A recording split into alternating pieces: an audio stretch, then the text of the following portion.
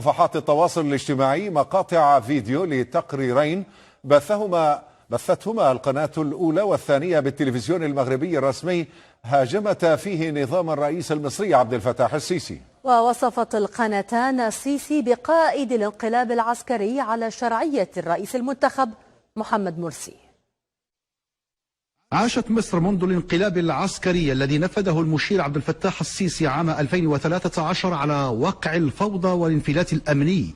خلاف ما كان يبث من قبل، تفاجأ المغاربة مع بدء العام الجديد وبدون مناسبة ببث قنوات التلفزيون الرسمي تقارير مطولة في نشراتها الإخبارية عن الانقلاب العسكري في مصر وآثاره السياسية والاقتصادية على البلاد. يوم غير مسبوق في ذاكرة الشعب المصري، ففي ذلك اليوم قام الجيش بانقلاب عسكري تحت قيادة عبد الفتاح السيسي وعزل الرئيس المنتخب محمد مرسي.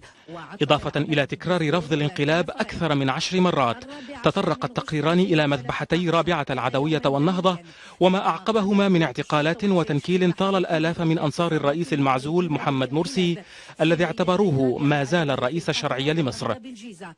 المفارقة أن هذا التغير المفاجئ في خطاب الإعلام المغربي يأتي بعد وقت طويل من اعتراف المغرب رسميا بنظام السيسي، كما أنه كان أول المهنئين بوصول السيسي إلى الحكم. بل وتشكلت في هذا السياق لجنة عليا مشتركة بين الرباط والقاهرة لبحث تطوير العلاقات الثنائية بين البلدين. ذهب البعض في تفسير ذلك إلى أمرين: أما الأول قد يكون ردا إعلاميا لردع الإعلام المصري الذي تورط أكثر من مرة في الإساءة للمغاربة ومهاجمة بعض السياسات الملكية.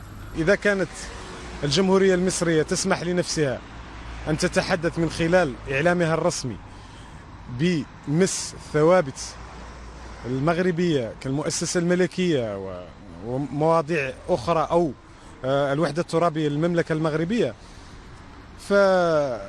فلتكن على يقين بأن المغاربة لن يسكتوا لها على مثل هذه التجاوزات.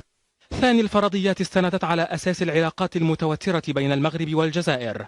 ينضاف إلى هذا الزيارة الأولى التي قام بها السيسي إلى الجزائر، وكان مؤشر على التحول. ثم يمكن أن نضيف إلى هذا المعطى إدخال مسألة الصحراء في هذه المنحة، والتي يمكن أن تكون قد أثرت بشكل كبير.